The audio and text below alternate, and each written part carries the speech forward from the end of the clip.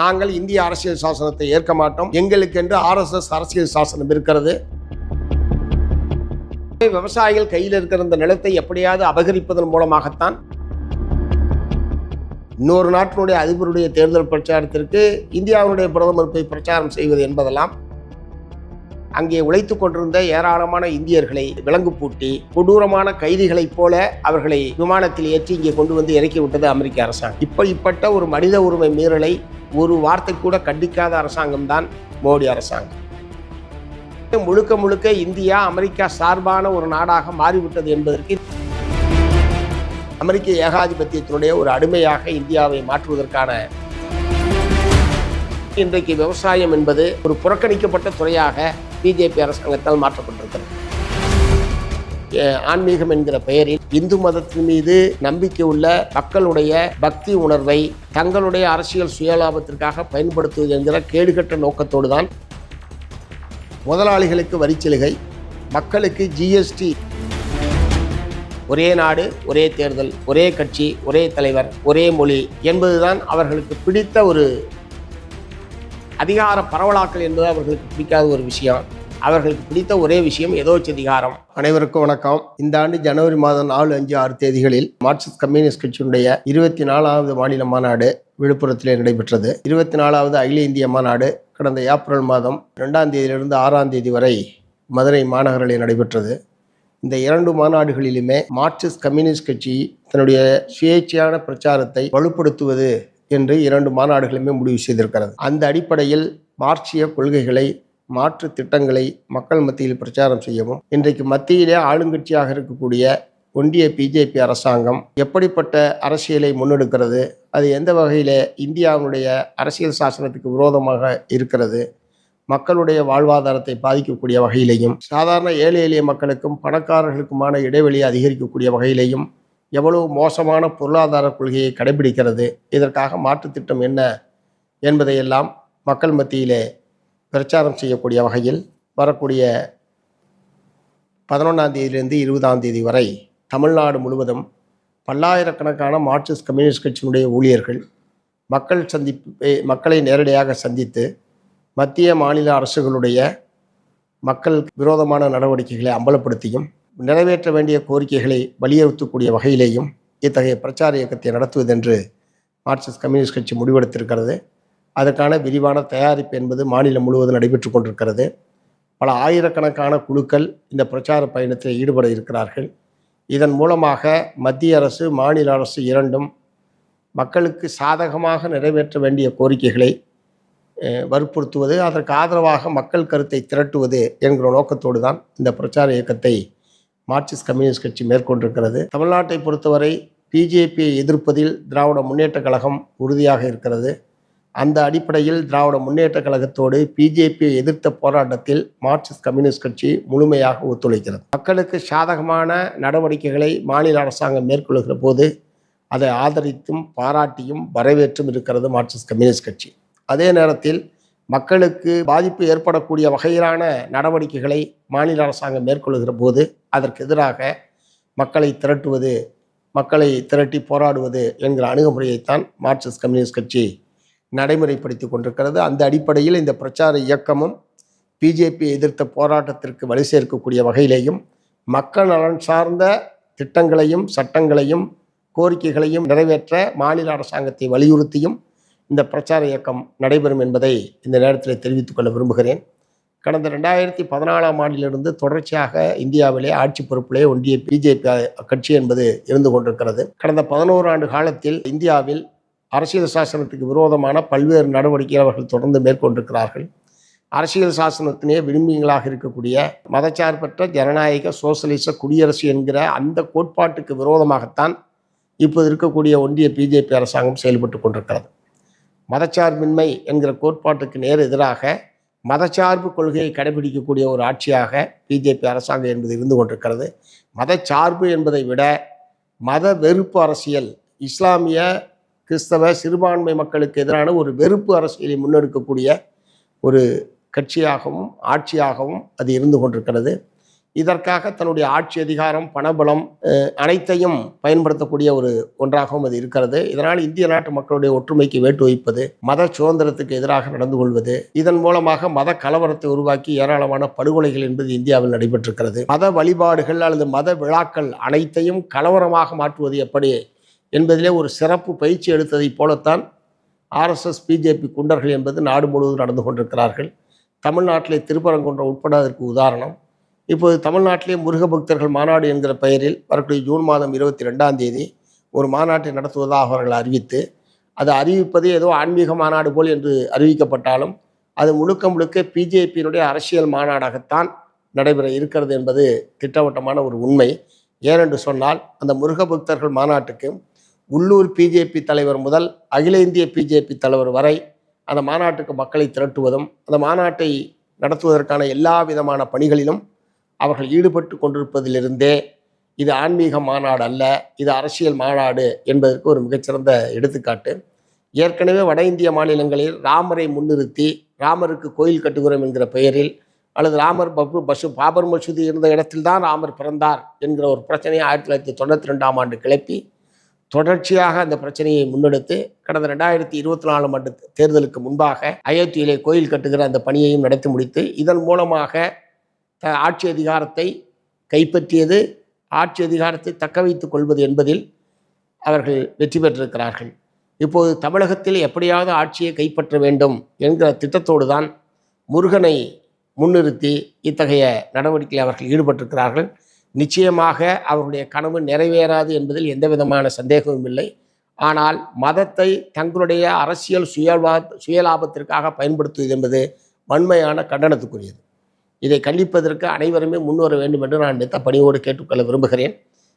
ஆன்மீகம் என்கிற பெயரில் இந்து மதத்தின் மீது, சமயத்தின் மீது நம்பிக்கை உள்ள மக்களுடைய பக்தி உணர்வை தங்களுடைய அரசியல் சுயலாபத்திற்காக பயன்படுத்துவது என்கிற கேடுகட்ட நோக்கத்தோடு தான் இத்தகைய செயலிலே அவர்கள் இங்கே ஈடுபட்டிருக்கிறார்கள். ஆகவே இதற்கு எதிராக மக்கள் அணிதிரள வேண்டும். குறிப்பாக கடவுள் நம்பிக்கை உள்ள, முருக கடவுள் மீது நம்பிக்கை உள்ள மக்களை நான் கேட்டுக்கொள்ள விரும்புவது, அது ஆன்மீக மாநாடு அல்ல, பிஜேபியினுடைய அரசியல் மாநாடு. ஆகவே அந்த முருக பக்தர்கள் மாநாட்டை உண்மையான பக்தர்கள் புறக்கணிக்க வேண்டும் என்று மார்க்சிஸ்ட் கம்யூனிஸ்ட் கட்சியின் சார்பில் நான் வேண்டுகோள் விடுக்க விரும்புகிறேன். அவர்கள் எங்கேயெல்லாம் இப்படிப்பட்ட நிகழ்ச்சிகள் நடத்தியிருக்கார்களோ அங்கேயெல்லாம் கலவரத்தை உருவாக்குவது என்பதும் கலவரத்தை தொடர்ந்து அடுத்தடுத்த தங்களுடைய அரசியல் நிகழ்ச்சிகளாக அதை மாற்றுவதன் மூலமாக அதிகாரத்தை கைப்பற்றுவது என்பதை நோக்கித்தான் அவர்கள் சென்றிருக்கிறார்கள். அப்படிப்பட்ட ஒரு ஆபத்து தமிழ்நாட்டில் நிகழ்ந்துவிடக்கூடாது என்கிற அக்கறையோடு தான் இத்தகைய வேண்டுகோளை மார்க்சிஸ்ட் கம்யூனிஸ்ட் கட்சியின் சார்பில் நாங்கள் முன்வைக்கிறோம் என்பதை முதல்ல தெரிவிக்க விரும்புகிறேன். இந்தியாவுடைய வெளியுறவு கொள்கை என்பது அணிசேரா கொள்கை என்பதுதான் காலங்காலமாக கடைபிடிக்கப்பட்டு வந்திருக்கிறது. ஆனால் பிஜேபிக்கு ஆட்சிக்கு வந்ததற்கு பிறகுதான் அமெரிக்க சார்பு வெளியுறவு கொள்கை என்கிற அணுகுமுறையை மோடி அவர்கள் மேற்கொண்டார். குறிப்பாக ட்ரம்பினுடைய தேர்தல் பிரச்சாரத்திற்கே மோடி அவர்கள் இங்கிருந்து அமெரிக்காவுக்கு சென்று பிரச்சாரம் செய்ததெல்லாம் இதற்கு முன்பாக நாம் கேள்விப்படாத ஒரு விஷயம். இன்னொரு நாட்டினுடைய அதிபருடைய தேர்தல் பிரச்சாரத்திற்கு இந்தியாவுடைய பிரதமர் போய் பிரச்சாரம் செய்வது என்பதெல்லாம் எந்த அளவுக்கு அமெரிக்க சார்பாக இந்திய அரசாங்கத்தினுடைய வெளியுறவு கொள்கை இருக்கிறது என்பதற்கு அது ஒரு எடுத்துக்காட்டு. அதைவிட கொடுமை, உரிய ஆவணங்கள் இல்லாமல் குடியேறி இருக்கிறார்கள் என்கிற பெயரில் அங்கே உழைத்து கொண்டிருந்த ஏராளமான இந்தியர்களை கைகால்களில் விலங்கு பூட்டி ஒரு கொடூரமான கைதிகளைப் போல அவர்களை விமானத்தில் ஏற்றி இங்கே கொண்டு இறக்கி விட்டது அமெரிக்க அரசாங்கம். இப்படிப்பட்ட ஒரு மனித உரிமை மீறலை ஒரு வார்த்தை கூட கண்டிக்காத அரசாங்கம்தான் மோடி அரசாங்கம். இப்போது வரி யுத்தம் என்று சொல்லத்தக்க அளவுக்கு 3ஆம் உலக நாடுகளின் மீதும் அல்லது அமெரிக்காவோடு வர்த்தகத்தில் ஈடுபட்டுள்ள அனைத்து நாடுகளின் மீதும் ஒரு கடுமையான வரி உயர்வை ட்ரம்ப் அவர்கள் பொறுப்புக்கு வந்த பிறகு விதித்தார். இதை எந்த விதமான முணுமுணுப்பு கூட இல்லாமல் ஏற்றுக்கொண்ட ஒரு ஆட்சியாக இந்தியாவில் இருக்கக்கூடிய மோடி அரசாங்கம் என்பது இருந்தது. மேலும் சொல்லப்போனால் அவர்கள் உயர்த்திய வரியை ஏற்றுக்கொண்டது மட்டுமல்ல, அமெரிக்காவிலிருந்து இறக்குமதி செய்யக்கூடிய எல்லா பொருட்களுக்குமான வரியை குறைப்பதற்கும் இந்திய அரசாங்கம் ஒத்துக்கொண்டது. இந்த வரி யுத்தத்தில் கடுமையான எதிர்ப்பை தெரிவித்தது என்பது சீன அரசாங்கம்தான். சீனாவினுடைய கடுமையான எதிர்ப்பு, ஐரோப்பிய நாடுகளுடைய எதிர்ப்பின் விளைவாகத்தான் 90 நாட்களுக்கு உயர்த்தப்பட்ட வரி உயர்வை நிறுத்தி வைப்பதாக ட்ரம்ப் அறிவித்தார்.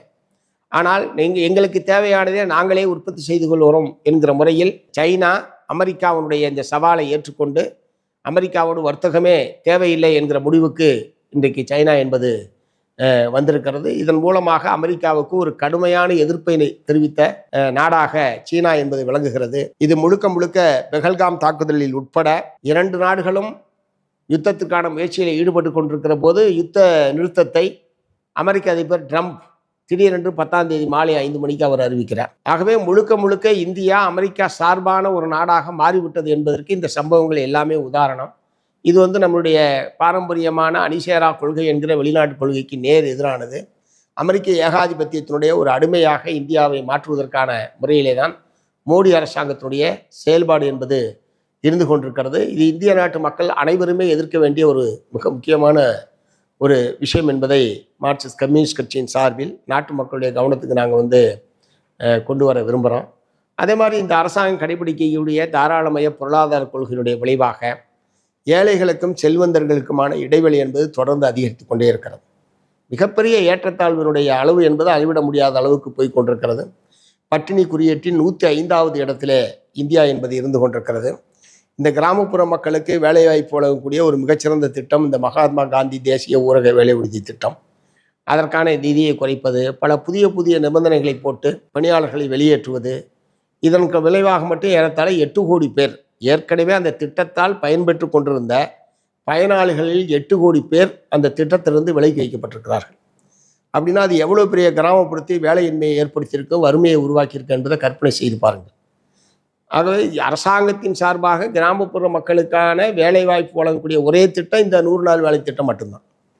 இதை சீர்குலைப்பதற்கு இது ஒரு வேண்டாத திட்டம், இது வீணான நிதியை வீணாக்குகிற வேலை என்கிற முறையில் தான் அவர்கள் பிரச்சாரத்தை கட்டவிழ்த்து விடுகிறார்கள். அதாவது இந்திய பெருமுதலாளிகளுக்கு, முதலாளித்துவ வர்க்கத்திற்கு லட்சக்கணக்கான கோடி ரூபாய்களை வாரி வழங்கக்கூடிய இந்த அரசாங்கம், வரிச்சலுகையை வழங்கக்கூடிய இந்த அரசாங்கம், ஏழை எளிய மக்களுக்காக இருக்கிற ஒன்னே ஒன்று கண்ணே கண் இருக்கிற ஒரே திட்டத்திற்கான நிதியை குறைப்பது அல்லது அதிலிருந்து அது தேவையற்ற ஒரு திட்டம் என்கிற ஒரு கருத்து பிரச்சாரத்தை முன்னிறுத்துவதன் மூலமாக நாட்டு மக்கள் மத்தியில் ஏழைகளுக்கு எதிரான ஒரு கண்ணோட்டத்தை உருவாக்குவதற்கு திட்டமிட்டு பிஜேபி அரசாங்கம் முயற்சித்து கொண்டிருக்கிறது என்பதை நான் சுட்டிக்காட்ட விரும்புகிறேன்.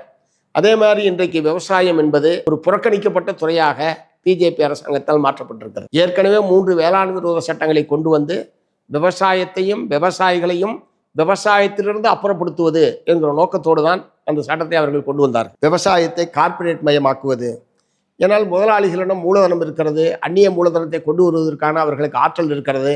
ஆனால் முதலாளிகள்கிட்ட இல்லாத ஒரு விஷயம் நிலம். ஆகவே விவசாயிகள் கையில் இருக்கிற இந்த நிலத்தை எப்படியாவது அபகரிப்பதன் மூலமாகத்தான் மேலும் முதலாளித்துவம் வளர முடியும். முதலாளித்துவவாதிகள் அந்நிய மூலதனத்தை கொண்டு புதிய தொழில்களை துவங்குவது போன்றவற்றுக்கெல்லாம் நிலம் தேவைப்படுகிறது என்கிற காரணத்தினால்தான் விவசாயத்தை விவசாயிகளிடமிருந்து நிலத்தை அபகரிப்பது என்கிற நோக்கத்தோடு அவர்கள் செயல்பட்டு கொண்டிருக்கிறார்கள்.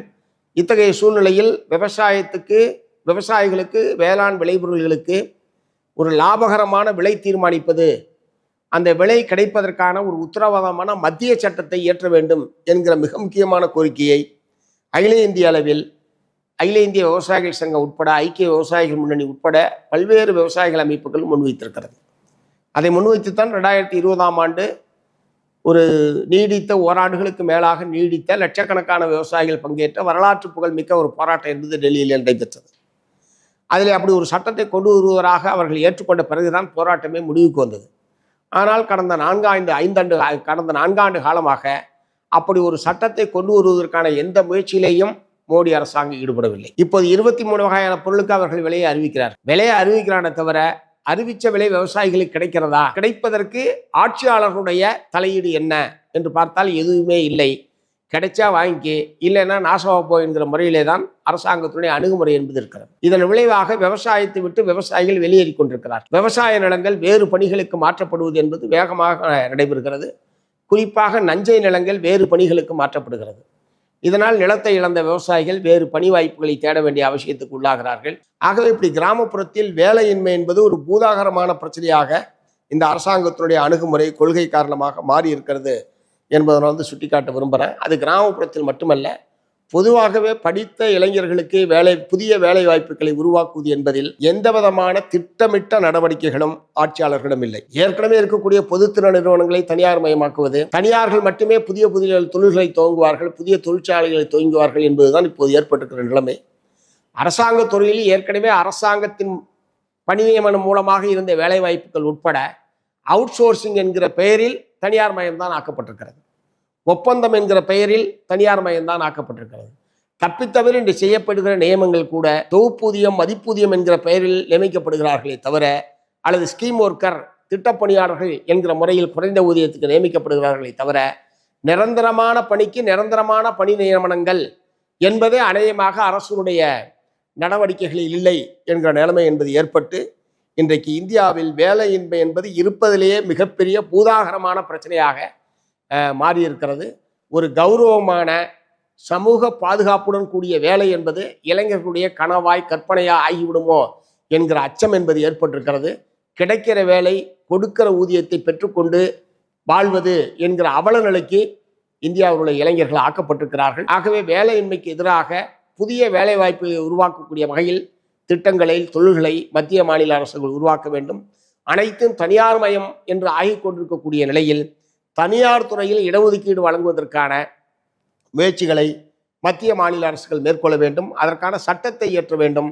இல்லை என்றால் இடஒதுக்கீடு என்பது வெறும் ஏட்டிலே, பேப்பரிலே இருக்குமே தவிர நடைமுறையில் இடஒதுக்கீடு என்பது இல்லாத ஒரு நிலைமை என்பது ஏற்படும்.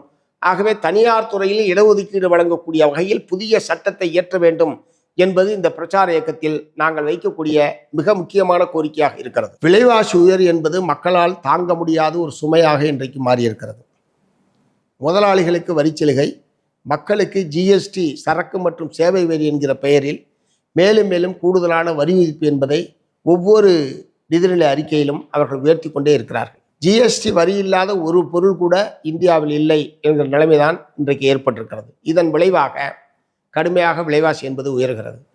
சர்வதேச சந்தையில் குருடாயினுடைய விலை பெருமளவுக்கு குறைந்தாலும் கூட பெட்ரோல், டீசல், எரிவாயு உள்ளிட்டனுடைய விலையை தொடர்ந்து இவர்கள் உயர்த்தி கொண்டிருக்கிறார்கள். அல்லது சர்வதேச சந்தையில் குறைகிற போது இங்கே குறைக்க வேண்டும் என்கிற ஒரு நாணயமான அணுகுமுறை கூட இவர்களிடத்தில் கிடையாது. பெட்ரோல், டீசல் விலை உயர்வின் காரணமாகவும் விலைவாசி என்பது கடுமையாக உயர்ந்து கொண்டிருக்கிறது. ஆகவே மக்களால் வாங்கி சாப்பிட முடியாது என்கிற அளவுக்கு விலைவாசியை இவர்கள் உயர்த்தி கொண்டே இருக்கிறார்கள். விலைவாசியை கட்டுப்படுத்துவதற்கான எந்த நடவடிக்கையும் ஆட்சியாளர்களிடத்தில் இல்லை. அதற்கு மார்க்சிஸ்ட் கம்யூனிஸ்ட் கட்சி ஜிஎஸ்டி வரியை குறைக்க வேண்டும், பெட்ரோல் டீசலுடைய விலை உயர்வை குறைக்கணும், அத்தியாவசிய பொருட்களை மானிய விலையில் வழங்குவதற்கு மத்திய மாநில அரசுகள் முன்வரணும். குறிப்பாக பொது விநியோக திட்டம் என்பது பலப்படுத்தப்பட வேண்டும். இதன் மூலமாக மக்கள், ஏழை எளிய மக்கள் வாழ்வதற்கு உரிய ஒரு சூழலை, அவர்கள் ஆரோக்கியமாக வாழ்வதற்குரிய சூழலை ஏற்படுத்த வேண்டும் என்பதும் இந்த பிரச்சார இயக்கத்தில் நாங்கள் முக்கியமாக முன் வச்சிருக்கிறோம்.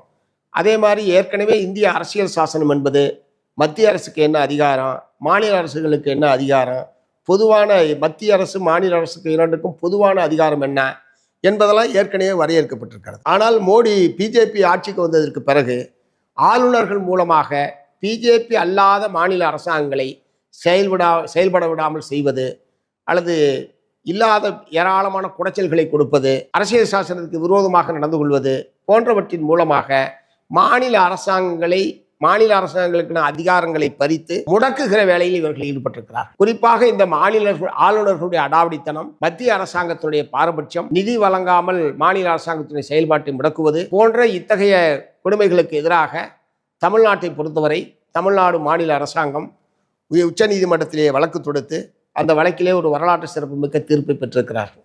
கவர்னர்களுக்கு என்ன அதிகாரம், அவர்கள் எப்படி மக்களால் தேர்ந்தெடுக்கப்பட்ட சட்டமன்றங்களுக்கு உட்பட்டு நடந்து கொள்ள வேண்டும், அதே மாதிரி குடியரசுத் தலைவர் என்று சொன்னால் மக்களால் தேர்ந்தெடுக்கப்பட்ட நாடாளுமன்றத்துக்கு உட்பட்டு நடந்து கொள்ள வேண்டும். மக்களால் தேர்ந்தெடுக்கப்பட்ட நாடாளுமன்றமும் சட்டமன்றமும் தான் அதிக அதிகாரம் படைத்தது என்பதை தெளிவுபடுத்தியது மட்டுமல்லாமல், இந்த ஆளுநர்கள் குடியரசுத் தலைவர்களுக்கு அனுப்பக்கூடிய மசோதாக்களுக்கு ஒப்புதல் வழங்குவதற்கான ஒரு கால வரம்பு என்பதையும் இப்போது உச்சநீதிமன்றம் தீர்மானித்து அறிவித்திருக்கிறது. இந்த வரலாற்று சிறப்புமிக்க தீர்ப்பை முடக்கக்கூடிய வகையிலேயும் இது செயல்படுத்தப்படாமல் இருப்பதற்கு இப்போது குடியரசுத் தலைவரை பயன்படுத்தி உச்சநீதிமன்றத்திலே விளக்கம் கேட்பது என்கிற பெயரில் இப்போது ஒன்றிய பிஜேபி அரசாங்கம் அதிலேயும் முட்டுக்கட்டையை போட்டு கொண்டிருக்கிறது. அவர்களை பொறுத்தவரை ஜனநாயகம் என்பது அவர்களுக்கு பிடிக்காத ஒரு விஷயம், அதிகார பரவலாக்கல் என்பது அவர்களுக்கு பிடிக்காத ஒரு விஷயம். அவர்களுக்கு பிடித்த ஒரே விஷயம் எதோச்சதிகாரம், ஒரே நாடு, ஒரே தேர்தல், ஒரே கட்சி, ஒரே தலைவர், ஒரே மொழி என்பதுதான் அவர்களுக்கு பிடித்த ஒரு முழக்கங்களாக இருந்து கொண்டிருக்கிறது. இதனுடைய விளைவாகத்தான் ஏற்கனவே அரசியல் சாசனம் வழங்கியிருந்தாலும் நாங்கள் இந்திய அரசியல் சாசனத்தை ஏற்க மாட்டோம், எங்களுக்கென்று RSS அரசியல் சாசனம் இருக்கிறது என்பதுதான் அவர்களுடைய முழக்கமாக இருந்திருக்கிறது. ஆனால் அப்படி ஒரு அரசியல் சாசனத்தை மாற்றுவதற்கான பாராளுமன்ற பலம் இல்லாத காரணத்தினால் அரசியல் சாசனம் இப்போது பாதுகாக்கப்பட்டிருக்கு. ஒருவேளை அவர்களுக்கு கடந்த முறை இருந்ததை போல ஒரு மிருகபல மெஜாரிட்டி பாராளுமன்றத்தில் கிடைத்திருந்தால் இப்போது இருக்கக்கூடிய டாக்டர் அம்பேத்கர் அவர்களால் உருவாக்கப்பட்ட இந்த அரசியல் சாசனம் என்பது இன்றைக்கு மாற்றப்பட்டு RSS அரசியல் சாசனம்தான் நாம் அனைவரையும் கட்டுப்படுத்தும், ஆட்சி செய்யும் என்கிற ஒரு மிக மோசமான நிலையம் என்பது இந்தியாவில் ஏற்பட்டிருக்கும். ஆகவே பிஜேபி அரசாங்கத்துடைய எதோச்சதிகார போக்குக்கு எதிராகவும் இந்திய அரசியல் சாசனத்தை பாதுகாக்க வேண்டும் என்கிற நோக்கத்திலேயும் இந்த பிரச்சார இயக்கத்தை மார்க்சிஸ்ட் கம்யூனிஸ்ட் கட்சி மேற்கொண்டிருக்கிறது. தமிழ்நாட்டில் திராவிட முன்னேற்ற கழகத்தினோடு தொகுதி உடன்பாடு செய்து கொண்டு 2021 தேர்தலில் மார்க்சிஸ்ட் கம்யூனிஸ்ட் கட்சி போட்டியிட்டு கடந்த 4 ஆண்டு காலமாக மதவெறி பிஜேபியை எதிர்ப்பதில், மத்திய அரசாங்கத்துடைய எதோச்சதிகார போக்கை எதிர்ப்பதில், மத்திய அரசாங்கத்துடைய வெறுப்பு அரசியல், வகுப்புவாத அரசியலுக்கு எதிராக திராவிட முன்னேற்ற கழகத்தோடு இணைந்து ஒரு போராட்டத்தை மார்க்சிஸ்ட் கம்யூனிஸ்ட் கட்சி நடத்தி வருவதை தமிழ்நாட்டு மக்கள் அறிவார்கள். அந்த போராட்டத்தை தொடர்ந்து மார்க்சிஸ்ட் கம்யூனிஸ்ட் கட்சி மேற்கொள்ளும். திராவிட முன்னேற்ற கழகம் மக்களுக்கான பல நல்ல திட்டங்களை நிறைவேற்றி இருக்கிற போதெல்லாம் பாராட்டி வரவேற்றி இருக்கிறது மார்க்சிஸ்ட் கம்யூனிஸ்ட் கட்சி. மக்களுக்கு எதிரான நடவடிக்கைகளை அவர்கள் மேற்கொள்ள இருக்கிற போதெல்லாம் அதை எதிர்த்த போராட்டத்தை மக்களை திரட்டி அதற்கு எதிரான போராட்டத்தை மார்க்சிஸ்ட் கம்யூனிஸ்ட் கட்சி கடந்த காலத்தில் நடத்தி வந்திருக்கிறது, எதிர்காலத்திலும் நடத்தும் என்பதை முதல்ல நான் தெளிவுபடுத்த விரும்புகிறேன். ஆகவே தமிழ்நாடு அரசாங்கத்தை பொறுத்தவரை நிறைவேற்றப்பட வேண்டிய பல கோரிக்கைகள் அல்லது தமிழ்நாட்டு மக்களுடைய பல எதிர்பார்ப்புகள் இன்னமும் நிறைவேற்றப்படாமல் இருக்கிறது என்பதை ஆட்சியாளர்களுடைய கவனத்துக்கு நான் கொண்டு வர விரும்புகிறேன். குறிப்பாக தமிழ்நாட்டில் அவர்கள் தேர்தல் நேரத்தில் கொடுத்த பல வாக்குறுதிகளில் முக்கியமான ஒன்று மின் கட்டண அளவீடு என்பது மாதந்தோறும் எடுக்கப்படும் என்பது ஒரு மிக முக்கியமான கோரிக்கை. ஆனால் இன்றைக்கு வரைக்கும் ஆட்சி இறுதிக்கட்டத்தில் இருக்கக்கூடிய நிலையில் கூட அந்த கோரிக்கை என்பது நிறைவேற்றப்படாமல் இந்த 2 மாதங்களுக்கு ஒரு முறை மின்கட்டணம் செலுத்தப்பட வேண்டிய நிலையில் அதனுடைய அபரிமிதமான கட்டணம் என்பது மக்களால் தாங்க முடியாத ஒரு சுமையாக இருந்து கொண்டிருக்கிறது. ஆகவே அவர்கள் கொடுத்த அந்த வாக்குறுதியை நிறைவேற்ற வேண்டும் என்பதை இந்த பிரச்சார இயக்கத்தில் நான் வற்புறுத்த விரும்புகிறேன். அதே போல ஸ்மார்ட் மீட்டர் என்கிற பெயரில் ஏற்கனவே மின்சாரத்தில் விவசாயத்துக்கு, குடிசைகளுக்கு இலவச மின்சாரம் என்பது நீண்ட காலமாக தமிழகத்திலே நடைமுறையில் இருந்து கொண்டிருக்கிறது. இப்போது இலவச மின்சாரத்துக்கு உட்பட ஸ்மார்ட் மீட்டர் பொருத்தப்படும் என்கிற முறையில் தமிழ்நாடு அரசாங்கத்துடைய அணுகுமுறை என்பது இருக்கிறது. எதுக்கு பல 100 கோடி ரூபாய் செலவு பண்ணி இலவசமாக மின்சாரம் பயன்படுத்துகிறவங்களுக்கு எதுக்கு பல 100 கோடி ரூபாய் செலவு பண்ணி நீங்கள் ஸ்மார்ட் மீட்டர் பொறுத்துறீங்க? ஆகவே விவசாயிகள் மத்தியில், குடிசைவாழ் மக்கள் மத்தியில் இருக்கிற அச்சம் என்னவென்றால், இந்த ஸ்மார்ட் மீட்டர் பொருத்தப்பட்டால் தங்களுக்கும் கட்டணம் நிர்ணயிக்கப்படும், நீண்ட காலமாக அனுபவித்து கொண்டிருந்த இலவச மின்சாரம் என்பது இல்லாமல் போகும் என்கிற பயம் விவசாயிகள் மத்தியில் இருக்கிறது, மக்கள் மத்தியில் இருக்கிறது. இதற்கான தெளிவான விளக்கத்தை மாநில அரசாங்கம் வழங்க வேண்டும். கட்டணம் செலுத்தக்கூடியவர்களுக்கு மீட்டர் பொறுத்ததுல ஒரு அர்த்தம் இருக்கு. கட்டணமே செலுத்தாதவங்களுக்கு எதுக்கு நீங்க செலவு பண்ணி மீட்டர் பொறுத்துறீங்க? இன்னைக்கு அது இரண்டாவது, அதை தனியாரிடம் அந்த மீட்டர் பொருத்துவது, பராமரிப்பது, கணக்கெடுப்பது எல்லாவற்றையுமே தனியாரிடம் விடுவது அறிவிப்பு என்பதும் மிக மோசமானது. ஏற்கனவே தமிழ்நாடு மின்சார வாரியம் என்பது வலுவானதாகவும் பலாயிரக்கணக்கான ஊழியர்களை கொண்டதாகவும் தமிழகத்தில் இருக்கிற நிலையில் இந்த வேலையெல்லாம் இருக்கிற ஊழியர்களே செய்ய முடியும். எதற்கு இதை தனியார் நீங்கள் விடுறீங்க? ஆகவே இது ஒரு தவறான கொள்கை என்பதை நான் சொல்ல விரும்புகிறேன். அதே மாதிரி தமிழ்நாடு அரசாங்கம் பல நலத்திட்டங்களை நிறைவேற்றி இருந்தாலும் அது கடைபிடிக்கக்கூடிய பொருளாதார கொள்கை என்பது, தாராளமய பொருளாதார கொள்கை என்பது பலவிதமான பாதிப்புகளை தமிழகத்திலே ஏற்படுத்தியிருக்கிறது. குறிப்பாக அரசு துறைகளில் பணி நியமனங்கள் என்பது, நிரந்தர பணி நியமனங்கள் என்பது மிக குறைவாகவும், ஒப்பந்தம், வெளிமுகமை, தொகுப்பூதியம், மதிப்பூதியம் அல்லது ஸ்கீம் ஒர்க்கர் என்கிற பெயரில் அதிகமானவர்கள் நியமிக்கப்படுவது, ஓய்வு பெற்றவர்களையே திரும்பவும் பணி நியமனம் செய்வது, புதிய இளைஞர்களுக்கு வேலை வாய்ப்புக்கான வாய்ப்பே இல்லாமல் செய்வது போன்றவையெல்லாம் தமிழ்நாட்டு இளைஞர்களுடைய எதிர்காலம் இருண்ட காலம் ஆகிவிடுமோ என்கிற அச்சத்தை அவர்கள் மத்தியில் ஏற்படுத்தியிருக்கிறது. ஆகவே அரசாங்கத்தினுடைய இந்த கொள்கை என்பது மாற்றப்பட வேண்டும். மூன்றாவது, தமிழ்நாட்டில் போலீஸ் என்பது தமிழ்நாட்டு மக்களுடைய ஜனநாயக உரிமைகளை மதித்து நடந்து கொள்ள வேண்டும். ஏற்கனவே இந்திய அரசியல் சாசனம் மக்களுக்கு பல அடிப்படையான உரிமைகளை வழங்கியிருக்கிறது. அதில் குறிப்பாக ஒன்று போராடுகிற உரிமை, கருத்து சுதந்திரம் போன்றவைகள்லாம் இருக்கிறது. ஆனால் போராடுவதற்கு அனுமதி கேட்டால் மறுப்பது, மீறி நடத்தினால் தடையை மீறி நடத்தினார்கள் என்று சொல்லி வழக்கு போடுவது, நீதிமன்றத்தில் இழுத்தடிப்பது, அதன் மூலமாக போராடுகிற உணர்வுகளை குன்றச் செய்வது என்கிற தந்திரங்களை எல்லாம் தமிழ்நாடு காவல்துறை மேற்கொள்கிறது. அநேகமாக தமிழ்நாட்டில் பெரும்பாலான நகரங்களில் ஊர்வலம் செல்வதற்கு அனுமதியே கொடுப்பதில்லை. ஊர்வலம் போனால் போக்குவரத்து பாதிக்கும், பொதுமக்களை பாதிக்கும் என்கிற காரணங்களை சொல்லித்தான் அவர்கள் இதை பூரா தடுக்கிறார்கள். விடுதலை போராட்ட காலத்தில் பல்லாயிரக்கணக்கான மக்கள் ஊர்வலம் போயிருக்கிறார்கள். விடுதலைக்கு பிறகும் ஏராளமான ஊர்வலங்கள் பிரதானமான சாலைகளில் இங்கேயே கூட நடைபெற்றிருக்கிறது. இன்னும் சொல்லப்போனால் இன்றைக்கும் பல்வேறு நாடுகளில், உலக நாடுகளில் பார்த்தால் பல லட்சக்கணக்கான மக்கள் பிரதானமான தெருக்களில், மையங்களில் கூடி தங்களுடைய எதிர்ப்பை தெரிவிக்கக்கூடிய காட்சிகளை எல்லாம் நாம் பார்த்து கொண்டிருக்கிறோம். ஆனால் தமிழகத்தில் முற்றிலும் ஊர்வலத்திற்கு தடை என்பதெல்லாம் சட்டவிரோதமானது. மூன்றாவது, தமிழ்நாடு காவல்துறையில் என்கவுண்டர், போலி மோதல் கொலைகள் என்பது அதிகமாக நடைபெறுகிறது. 2022க்கு 24க்கு இடையில மட்டும் கிட்டத்தட்ட 22 பேர் என்கவுண்டர் மூலமாக கொல்லப்பட்டிருக்கிறார்கள். அதே மாதிரி காவல் நிலையத்துக்கு விசாரணைக்காக அழைத்து செல்லப்படக்கூடியவர்கள் கைகால் உடைந்து கட்டுப்போட்டு கொண்டு வெளியே வருவது என்பதும் சாதாரணமான ஒரு விஷயமாக மாறிக்கொண்டிருக்கிறது.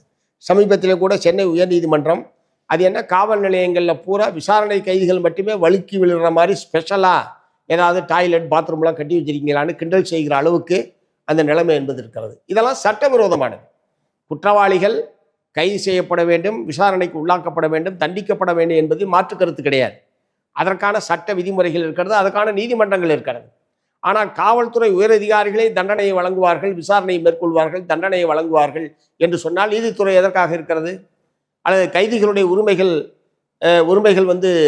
எந்த விதத்தில் மதிக்கப்படாமல் இருக்கிறது என்ன அர்த்தம் இருக்கு? ஆகவே தமிழ்நாடு அரசாங்கத்துடைய போலீஸ் கொள்கை மாற்ற வேண்டும் என்பதே மிக முக்கியமான ஒரு பிரச்சனையாக இந்த போராட்டத்தில் நம்ம முன் வச்சிருக்கிறோம். அதே மாதிரி பட்டியல் சாதி பழங்குடி மக்கள் மீதான வன்கொடுமைகள் என்பது அதிகமாக நடக்கக்கூடிய காலமாக இருக்கிறது. சம்பவம் நடந்ததற்கு பிறகு சட்டப்படியாக நடவடிக்கை எடுப்பது என்பது இப்போது திமுக ஆட்சிக்கு வந்ததற்கு பிறகு நடைபெறுகிறது. எங்களை பொறுத்தவரை வன்கொடுமைகளே நடக்காமல் தடுக்கக்கூடிய வகையில் வருமுன்னர் காவாதான் வாழ்க்கை எரிமுன்னர் வைத்தூர் போல கெடும் என்று சொல்வார்கள். அதை போல வருவதற்கு முன்னால் காப்பதற்கு என்ன செய்வது என்கிற முறையில் காவல்துறையும் உளவுத்துறையும் அல்லது மக்கள் மத்தியிலே விழிப்புணர்வு, இத்தகைய சாதிய மேலாதிக்க எண்ணம் கொண்டவர்கள் மத்தியிலே ஒரு அச்சத்தை ஏற்படுத்துவது, சட்டப்படி அப்படி ஈடுபட்டால் அவர்கள் கடுமையாக தண்டனைக்கு உள்ளாவார்கள், அரசு அதிலே தயவு தாட்சியம் காட்டாது என்கிற முறையில் அரசாங்கத்துடைய அணுகுமுறை இருக்க வேண்டுமே தவிர இந்த மாதிரி சம்பவங்கள் நடைபெறுவது என்பது தமிழ்நாட்டுக்கு மிகப்பெரிய தலைக்குடிவு. இந்த தமிழ்நாடு சட்டமன்ற கூட்டத்தொடரிலே தான் சேரி காலனி என்கிற வார்த்தையை அகராதிலிருந்து நீக்குவது என்கிற ஒரு நல்ல முடிவை தமிழ்நாடு அரசாங்கம் அறிவித்தது. மார்க்சிஸ்ட் கம்யூனிஸ்ட் கட்சி அது வரவேற்றது. அது வெறும் வார்த்தை நீக்கலாக மட்டும் இருக்கக்கூடாது. ஒட்டுமொத்தமாக சமத்துவமான ஒரு வாழ்க்கையை பட்டியல் சாதி மக்கள் பழங்குடி மக்களும் வாழுவதற்கான ஒரு உகந்த சூழலை அனைத்து கிராமங்களிலும் ஏற்படுத்துவது என்பதுதான் அரசாங்கத்துக்கு பெருமை சேர்ப்பது, தமிழ் சமூகத்திற்கு பெருமை சேர்ப்பது. ஒரு முற்போக்கான மாநிலம், சமூக சீர்திருத்தத்திலே 200 ஆண்டுகளுக்கு மேலாக ஒரு முன்னோடி மாநிலம் என்பதற்கெல்லாம் பெருமை சேர்க்க வேண்டும் என்று சொன்னால் இங்கே அனைத்து மக்களும் சமத்துவமான ஒரு வாழ்க்கையை வாழுகிறார்கள், யார் மீதும் எந்த விதமான வன்கொடுமையும் மேலாதிக்கமும் இல்லை என்கிற நிலைமையை ஏற்படுத்தக்கூடிய ஒரு நிலைமையை அரசு ஏற்படுத்த வேண்டும். மீறி சம்பவம் நடைபெறுகிற போது உடனடியாக பாதிக்கப்பட்ட மக்களுக்கு நிவாரணமும், வன்கொடுமையில் ஈடுபட்ட நபர்களுக்கு தண்டனையும் சட்டப்படி பெற்றுத்தருவதற்குரிய, குறிப்பாக வன்கொடுமை தடுப்பு சட்டம் ஒரு தீவிரமாக நடைமுறைப்படுத்தப்படுவதை அரசு உத்தரவாதப்படுத்த வேண்டும். அதே மாதிரி இன்னைக்கு பட்டியல் சாதி மக்களுக்கென்று பிரிட்டிஷ் ஆட்சி காலத்தில் கொடுக்கப்பட்ட பஞ்சமி நிலம் என்பது மீட்கப்படாமல் உச்சநீதிமன்ற உத்தரவுகள், உயர்நீதிமன்ற உத்தரவுகள், வருவாய்த்துறை நிலையாணைகள் இவ்வளவும் இருந்த பிறகும் கூட அந்த நிலம் மீட்கப்படவில்லை. நான் என்ன சொல்ல விரும்புகிறேன், மற்றவர்களுடைய ஆக்கிரமிப்பில் இருப்பதை மீட்பதில் உங்களுக்கு சிரமம் இருந்தால் ஆக்கிரமிப்பில் இல்லாத ஏராளமான பல நிலங்கள் இருக்கிறது. அந்த நிலங்களையாவது உடனடியாக பட்டியல் சாதி மக்களிடம், பஞ்சமி நிலங்களை பட்டியல் சாதி மக்களிடம் ஒப்படைப்பது என்கிற முறையில் ஒரு கணக்கெடுப்பை நடத்தி பஞ்சமி நிலத்தை பஞ்சமர்களிடம் ஒப்படைப்பதில் இந்த அரசுக்கு ஆழ்ந்த அக்கறை இருக்கிறது, ஒரு ஆக்கபூர்வமாக செயல்படும் என்கிற ஒரு செய்தியை தமிழ்நாட்டு மக்களுக்கு கொடுக்கக்கூடிய வகையில் பஞ்சமி நில மீட்பு நடவடிக்கையில் தமிழ்நாடு அரசாங்கம் ஈடுபட வேண்டும். மூன்றாவது, பல லட்சக்கணக்கான குடும்பங்கள் புறம்போக்கிலேயே பிறந்து புறம்போக்கிலேயே வாழ்ந்து புறம்போக்கிலேயே சாகர நிலைமை என்பதுதான் தொடர்ந்து இருந்து கொண்டிருக்கிறது. 1949ஆம் ஆண்டிலிருந்து இலவச குடிமனை பட்டா வழங்குகிற திட்டம் என்பது தமிழ்நாட்டில் நடைமுறையில் இருக்கிறது. ஏறத்தாழ 75 ஆண்டு காலமாக பட்டா வழங்கியதற்கு பிறகும் இன்னமும் பல லட்சம் குடும்பங்கள் தொடர்ந்து புறம்போக்கிலே வாழ்கிறார்கள். அவர்களை நீர்நில ஆட்சேபனைக்குரிய புறம்போக்கில் வாழ்கிறார்கள் என்று சொல்லி ஆக்கிரமிப்பாளர்கள் என்று குற்றம் சாட்டி அந்த குடும்பங்களை எல்லாம் வெளியேற்றுகிற நடவடிக்கையில் அரசாங்கம் ஈடுபடுவது வன்மையான கண்டனத்துக்குரியது. அவர்களெல்லாம் யார்? சட்டவிரோதமாக குடியேறியவர்களா? அந்நிய நாட்டினுடைய அகதிகளா? அவர்கள் இங்கேயே பிறந்து வாழ்ந்தவர்கள், தமிழ்நாட்டினுடைய குடிமக்கள். அவர்களுக்கு ஒரு உரிய மாற்று ஏற்பாடு இல்லாமல் ஆட்சேபனைக்குரிய புறம்போக்கில் இருக்கிறார்கள் என்கிற ஒரே காரணத்திற்காக அவர்களை வெளியேற்றுவது எப்படி நியாயப்படுத்த முடியும்? இரண்டாவது, பிரிட்டிஷ் ஆட்சி காலத்தில் உருவாக்கப்பட்ட ஆவணங்களை எல்லாம் வைத்துக்கொண்டு ஆவணங்களில் இது ஆட்சேபனைக்குரிய புறம்போக்கு என்று இருக்கிறது, நீர்நிலை என்று இருக்கிறது என்ற காரணத்தை சொல்லி வெளியேற்றுவதும், இதே ஆவணத்தை நீதிமன்றத்தில் சமர்ப்பித்து நீதிமன்ற உத்தரவுகளை பெற்று வெளியேற்றுவது என்பதெல்லாம் மக்களுக்கு எதிரான நடவடிக்கை. ஆகவே இப்போது என்னவாக இருக்கிறது அந்த நிலம்? அது உண்மையிலேயே நீர்நிலையாக இருக்கிறதா, அல்லது நகராக மாறி இருக்கிறதா, குடியிருப்பாக மாறி இருக்கிறதா? இப்போது என்னவாக இருக்கிறது என்கிற முறையில் ஒரு ரீசர்வே, தமிழ்நாடு முழுவதுமே ஒரு ரீசர்வே எடுப்பதற்குரிய முயற்சிகளை தமிழ்நாடு அரசாங்கம் எடுப்பதன் மூலமாகவும் இந்த நிலத்தினுடைய தன்மையை அப்டேட் செய்வதன் மூலமாகத்தான் இந்த பிரச்சனைக்கு தீர்வு ஏற்பட முடியுமே தவிர, பழைய ஆவணங்களை மட்டுமே காரணம் காட்டினால் நீதிமன்றம் மக்களுக்கு எதிராகத்தான் தீர்ப்பளிக்கும். நீதிமன்றம் தீர்ப்பளித்தாலும் களத்துக்கு வருவது அதிகாரிகள், அது அரசுக்குத்தான் கெட்ட பெயரை ஏற்படுத்தும். ஆகவே இந்த பிரச்சனையில் தமிழ்நாடு அரசாங்கம் தமிழ்நாடு முழுவதும் ரீசர்வே எடுப்பதற்கும், அதுவரை யாரையும் எங்கிருந்து வெளியேற்றக்கூடாது, வெளியேற்ற முடியாது என்கிற ஒரு கொள்கை முடிவை தமிழ்நாடு அரசு எடுக்க வேண்டும். ஒரு கொள்கை முடிவு என்கிற முறையில் நீதிமன்றத்தில் சமர்ப்பிப்பதன் மூலமாகத்தான் இந்த சாதாரண ஏழை எளிய மக்கள் தங்களுடைய குடியிருப்புகளிலிருந்து நிற்கதியாக வெளியேற்றப்படுகிற அந்த கொடுமை என்பது நிறுத்தப்படும். அதற்குரிய நடவடிக்கை எடுக்க வேண்டும் என்பதையும் இந்த நேரத்தில் இந்த பிரச்சார இயக்கத்தில் மிக முக்கியமாக மார்க்சிஸ்ட் கம்யூனிஸ்ட் கட்சி என்பது வற்புறுத்த இருக்கிறது. அதே மாதிரி தேர்தல் நேரத்தில் கொடுத்த பல வாக்குறுதிகள் அவர்கள் நிறைவேற்றியிருக்கிறார்கள். இன்னமும் பல வாக்குறுதிகள் நிறைவேற்றப்பட வேண்டி இருக்கிறது. நிறைவேற்றப்பட வேண்டிய வாக்குறுதிகள், அதனால் பலனடையக்கூடிய ஒரு பகுதியினர் அரசு நிறைவேற்ற வேண்டும் என்கிற எதிர்பார்ப்போடு இருக்கிறார். மிக குறுகிய காலமே ஆட்சி காலம் இருக்கக்கூடிய நிலையில் கொடுத்த வாக்குறுதிகளை நிறைவேற்றுவதும் அந்த வகையில் தமிழ்நாடு அரசாங்கத்தினுடைய அணுகுமுறை என்பது இருக்க வேண்டும்.